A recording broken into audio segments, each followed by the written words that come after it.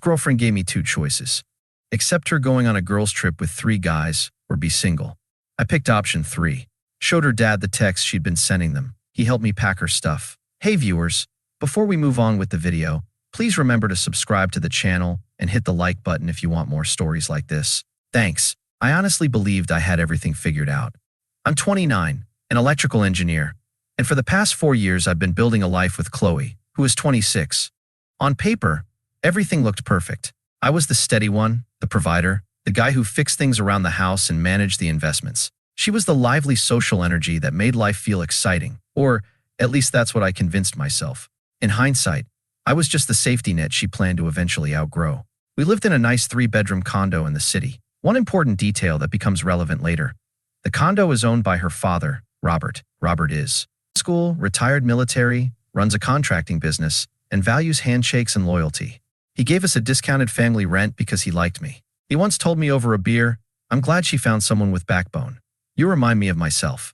I took that as a compliment, not realizing how much I would later depend on that connection. Everything changed last Tuesday. Chloe came home from her marketing job buzzing with the same restless energy she gets when she wants something expensive. She sat on the arm of the couch, running her fingers through my hair. "Babe," she began in that tone she uses when she's about to ask for something. "So Sarah and Jen are planning a trip to Miami next month.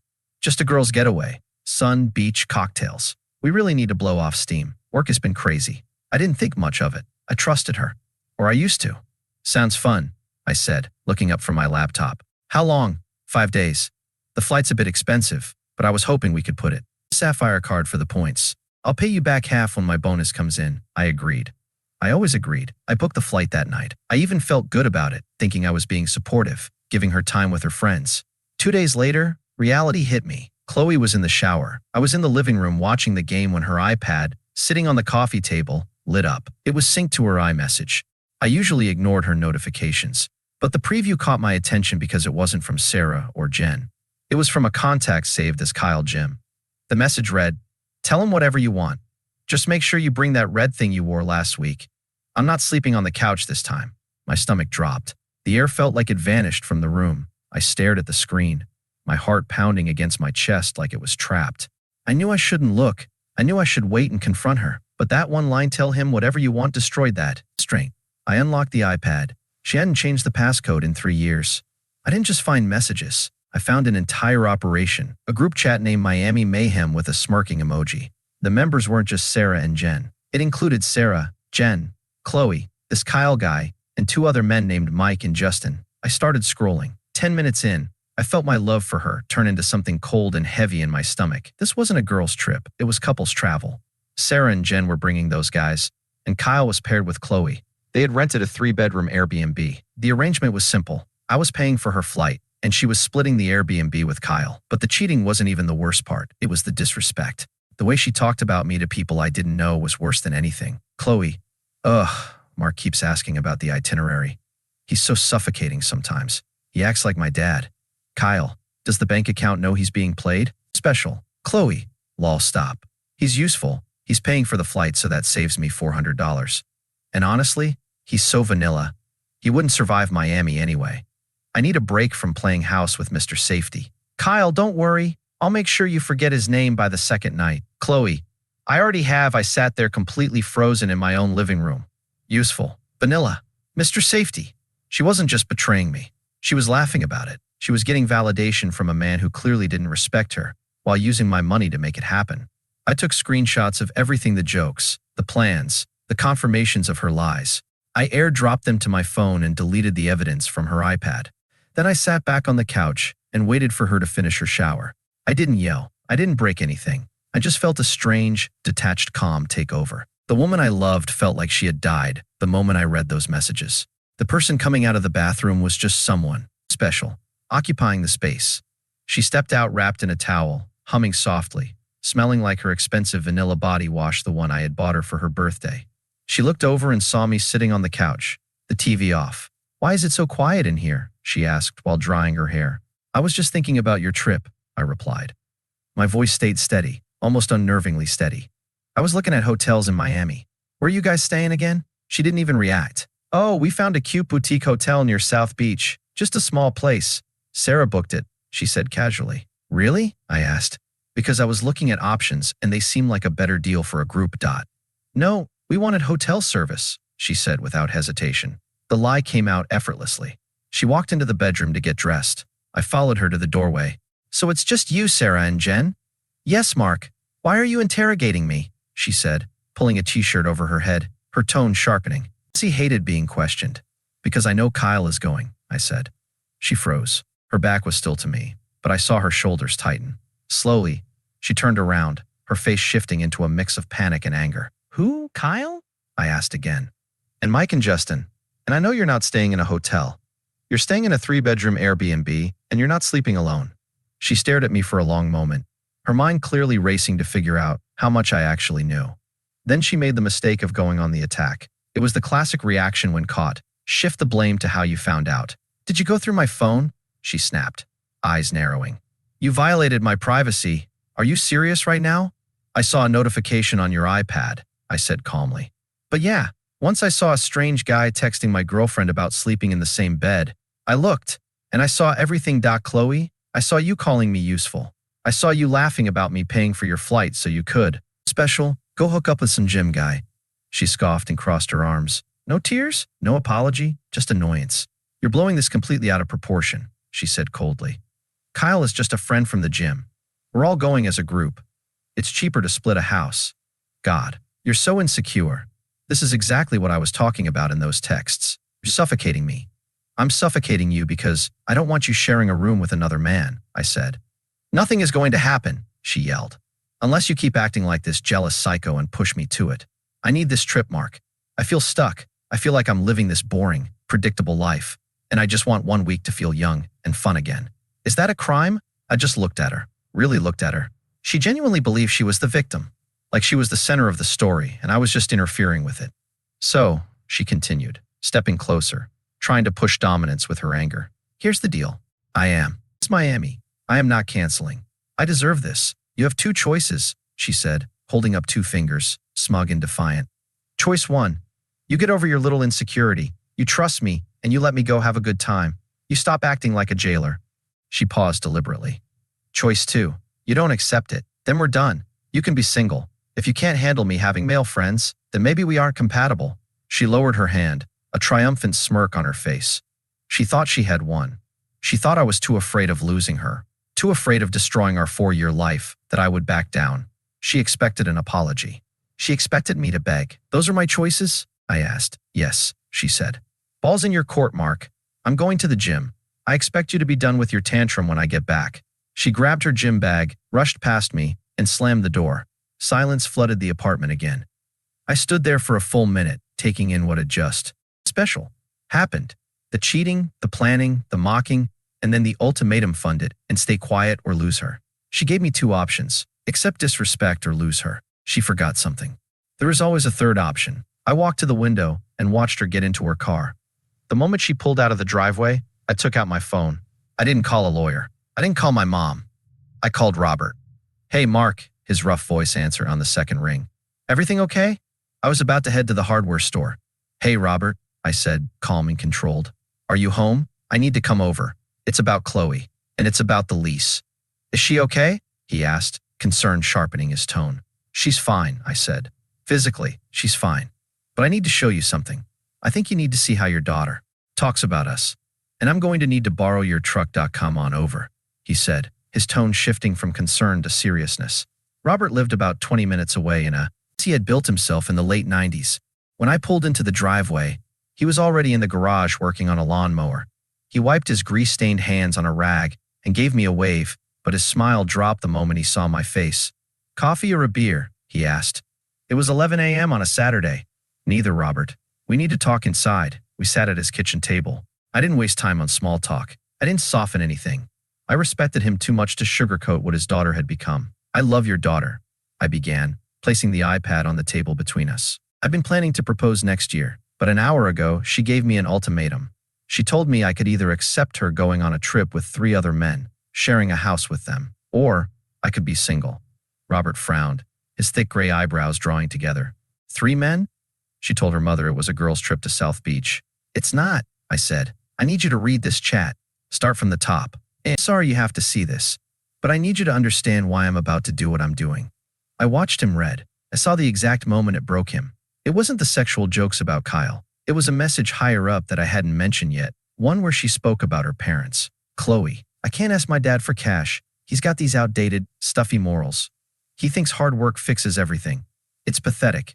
I'll just get Mark to put the flight on his card and guilt him into forgetting it. Robert's face shifted from confusion to a deep, rigid red. He read it twice. Then he gently set the iPad down, removed his glasses, and rubbed the bridge of his nose. The silence in the kitchen felt heavy and suffocating. She called me pathetic, he whispered. It wasn't anger. It was hollow disappointment. She called me useful. And you pathetic. I corrected gently. She's using my money to get there, and using your house as a base to disrespect both of us. Robert stood up. He walked, stared out the window for a long time. When he turned back, the fatherly warmth was gone. In its place was the hardened expression of a man who handles breach of contract cases for a living. The lease on the condo, Robert said gruffly. It's month to month now, right? Yes. We never renewed the yearly term. And I co-signed her car, he added, almost to himself. He looked me in the eye. Mark, you're a good man. You treated her like gold, better than she deserves. I'm done, Robert, I said. I'm not negotiating with her. I'm choosing option 3. Option 3, he repeated slowly, nodding. Right? Let's go. He didn't ask what it meant. He already understood. He grabbed his truck keys. We drove back to the condo in separate vehicles. When we arrived, there was no yelling, no throwing things out like a movie scene. We worked like a moving crew. Robert brought empty boxes from his truck. Only pack what's hers, he instructed. If you bought it, it stays. If you special, paid for it, it stays. It took 2 hours. We cleared the closet, the bathroom, her vanity. I packed her shoes while her father packed her books. It felt surreal, two men quietly dismantling the life of a woman who had been playing both of us. When the last box was loaded into the back of Robert's Ford F, the apartment felt massive, empty, silent. I took a sheet of notebook paper and a Sharpie and wrote 3 lines. You gave me 2 choices. I chose option 3. Your dad has your things. I left it on the kitchen island beside the key she had given me when we first moved in, the spare key to her life, or whatever lie that once represented. Robert looked at me through the idling truck window. I'm taking this to my garage. She can stay in her old room until she figures her life out. But Mark, don't let her talk her way back in. She's got her mother's tongue. She'll try to spin it. She's blocked, I said. She doesn't exist anymore. He nodded, gave me a firm handshake apology without words and drove off. I went back inside, poured myself a whiskey, and sat in the silence. For the first time in 4 years, I didn't have to carry someone else's happiness. I just breathed. She came home 2 hours later. I wasn't there. I had gone to a friend's place to stay the night just in case. She tried to make a scene, but I had my Ring camera notifications on. I watched it on my phone. She walked up to the door, gym bag over her shoulder, looking irritated, likely rehearsing a speech about how I needed to grow up. She put her key in the lock. It worked. I hadn't changed the locks yet. Robert was still the landlord, so he would handle that later. She walked in. I saw the exact moment she noticed the apartment was empty. She stepped into the living room camera frame and turned in place. The decorative pillows were gone. The throw blankets were gone. The photos of us on the mantle were gone. She picked up the note from the kitchen island and read it. Then she slammed it down and screamed. It wasn't a cry of sadness. It was pure rage. She grabbed her phone and called me. Blocked. She tried again. Blocked. Then she called Robert. I heard about that conversation later. Robert didn't raise his voice. He simply told her, your boxes are in the driveway. It's going to rain tonight, so I suggest you come get them. Then he added, and Chloe, don't bring that iPad into my house. I know what you used it for. He hung up. Most people would step back when their life falls apart and reflect. Not Chloe. Chloe ran on spite. Pride wouldn't let her accept defeat, so she doubled down. That night she posted on Instagram from her old bedroom. A selfie with the caption, trash took itself out today. Finally free. Miami isn't ready for me. She still went on the trip. She had to. Canceling would have meant admitting I was the structure holding her life together. She needed to prove she was the prize. But reality has a way of hitting when there's no safety net, because I had. Special. Canceled the flight on my Sapphire card. Fraud protection is a beautiful thing. Her ticket was voided. As an authorized user who had violated the arrangement, it didn't go through. She had to buy a last-minute ticket at 3 times the price, maxing out her own credit card. From what I learned later, through mutual friends who quickly shifted sides once the screenshots of the group chat spread, the trip fell apart. The Miami Mayhem group didn't want a drained, unstable girl. They wanted the version of Chloe who bought rounds and played along. But she was stressed. She kept checking her bank account. She kept wondering why I wasn't chasing her. And Kyle, the gym guy, wasn't looking for anything serious. He was looking for convenience. They hooked up the first night. By the second day, he was flirting with other girls at the pool right in front of her. When she confronted him, he told her, "Relax. We aren't dating. You said you wanted a break from Mr. Safety, right? So have fun." She ended. Stuck in a house with 3 men who treated her like a party accessory, and 2 girlfriends too caught up in their own situations to care.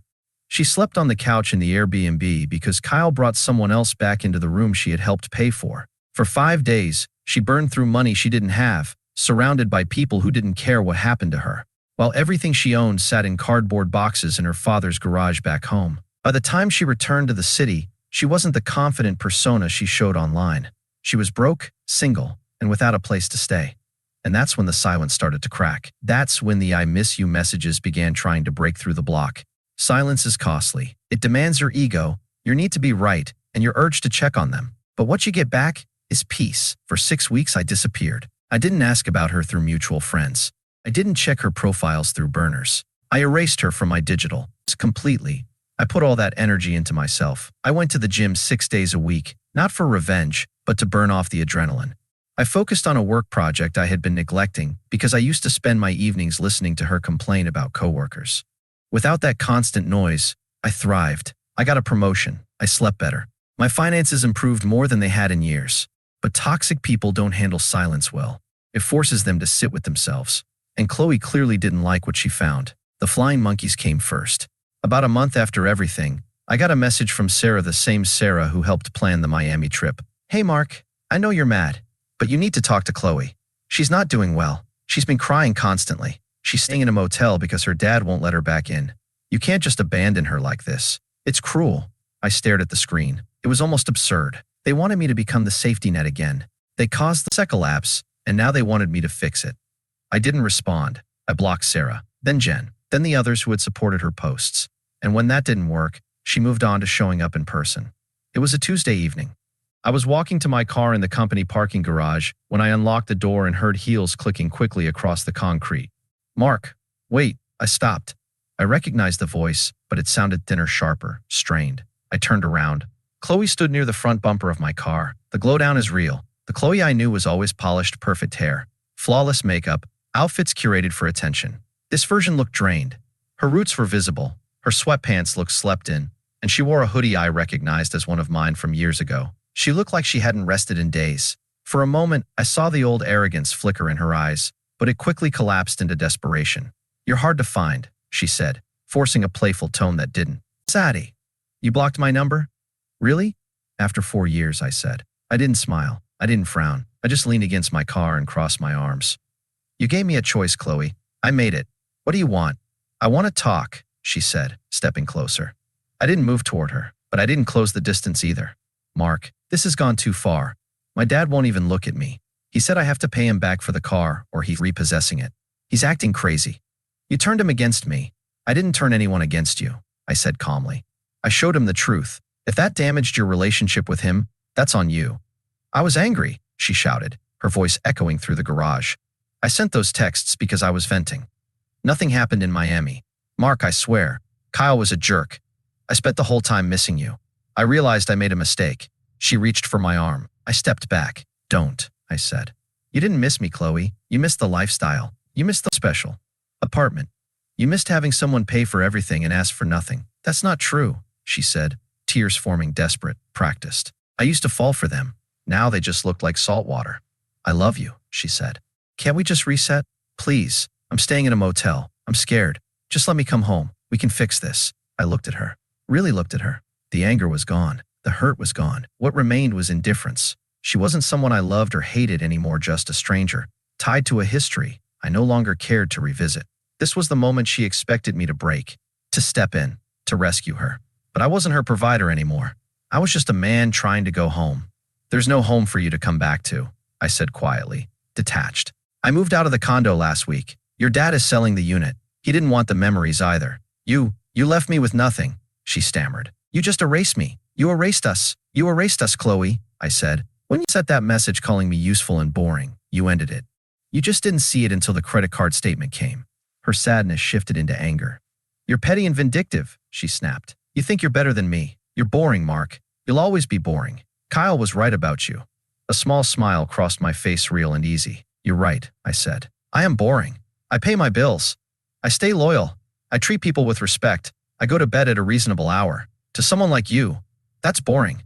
But to a grown woman, that's a husband. I opened my car door. You can't just leave me here, she shouted. I have nowhere to go. You have plenty of places to go, I said, sliding into the driver's seat.